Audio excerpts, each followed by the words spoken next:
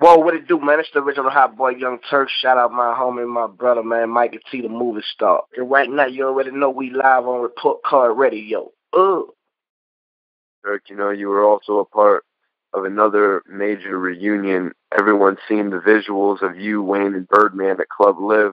How did this all come about? Man, once again, man, it's like what God wants to happen, can't no man stop it. And just communication, bro. Like, throughout the years, like I ain't have no communication with nobody, and throughout the years I have said a whole lot of stuff out my mouth that I shouldn't have said, you know what I'm saying? Because at the end of the day, we all family. Now that I realize my mistakes of what I did, you know what I'm saying? Man, I had some shows lined up in Miami and I didn't know how it was gonna happen, but I had made it up in my mind that man, I'm about to go get up with Bird, man. I'm about to go holler at Slim. I'm about to go holler at Wayne. I had made it up in my mind that that's what I was gonna do. We didn't talk about that, you know what I'm saying?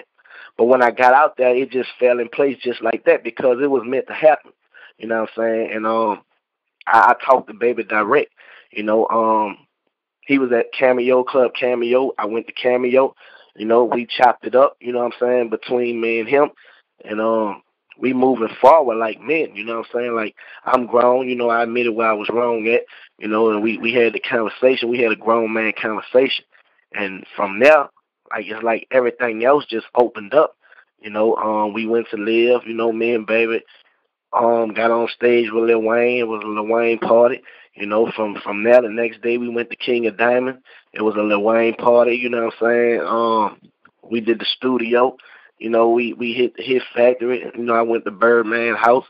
Like it was all love, man. Like that moment there, it was like it wasn't no history to me. It was a family reunion. You know what I'm saying? Like because at the end of the day, like I haven't had talked to Baby in like man 13 years. In 13 years, I ain't talked to him. You see what I'm saying? So not to just talk to him, but to be around and to talk face to face. I got a chance to do that without nobody saying this and saying that. Nobody could twist my words or twist his words. We talk face to face to each other. And sometimes that's what you need. You need a face to face conversation with a grown man to get over anything that may have occurred, you know what I'm saying? And now, man, we talk every day. He fly. He's the same person to me. I just changed. I have grown up. I'm not the same person. I'm not the quiet type no more. We had conversations. I talked. I spoke my mind. I don't bite my tongue anymore. So and Birdman respect that. Me being a man and coming to him, talking to him like a man, talking to Slim like a man. You know, Me and Wayne, we talk like men. You know what I'm saying? Like we all men. We grown. We got kids. You know what I'm saying? So when you get on grown man conversation, grown man level, man, you can't go wrong. So tell me about your first time at Live. Some people never get to see Live.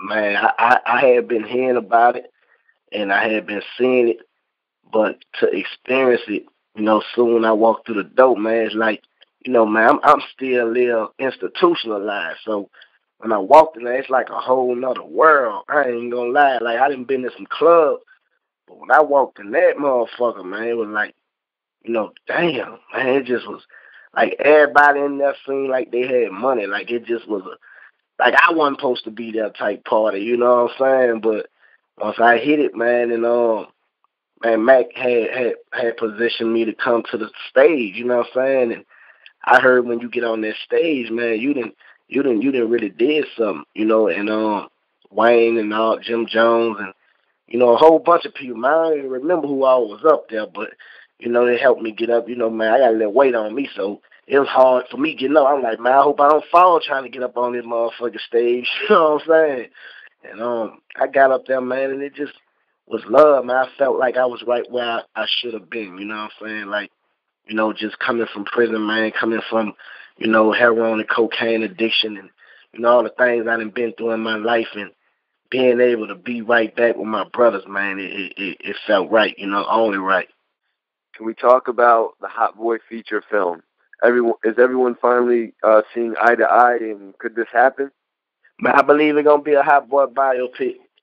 It's gonna be a hot boy biopic, man. So just know that that's something that we discussed. You know what I'm saying? And it's only right, man. Like it took what we went through, bro, for everybody to see. And we was young. We always young. But now we grown up. And you know what I'm saying? You can't do nothing, man, but go forward when you get an overstanding, you know.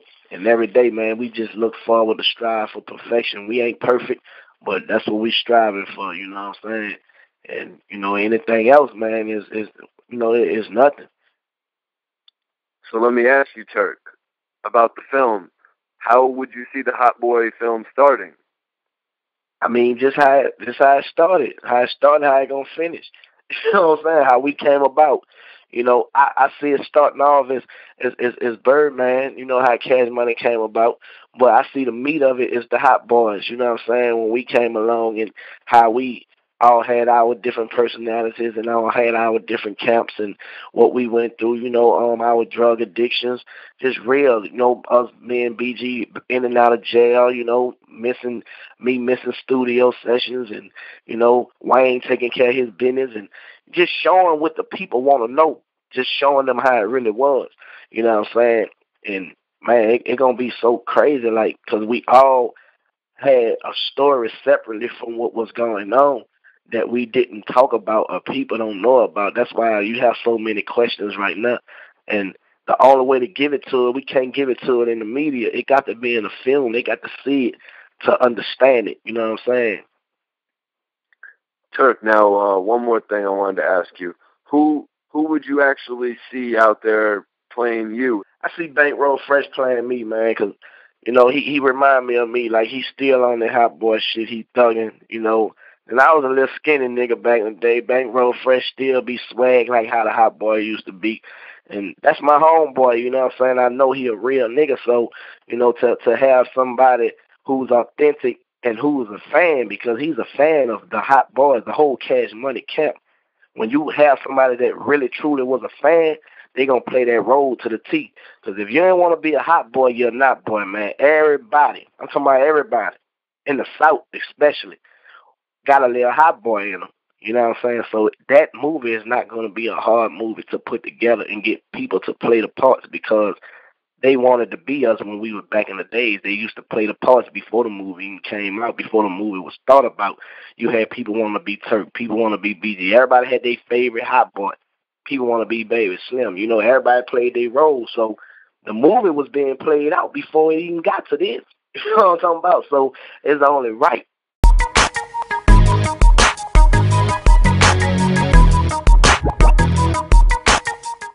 You're now flying with First Class Films.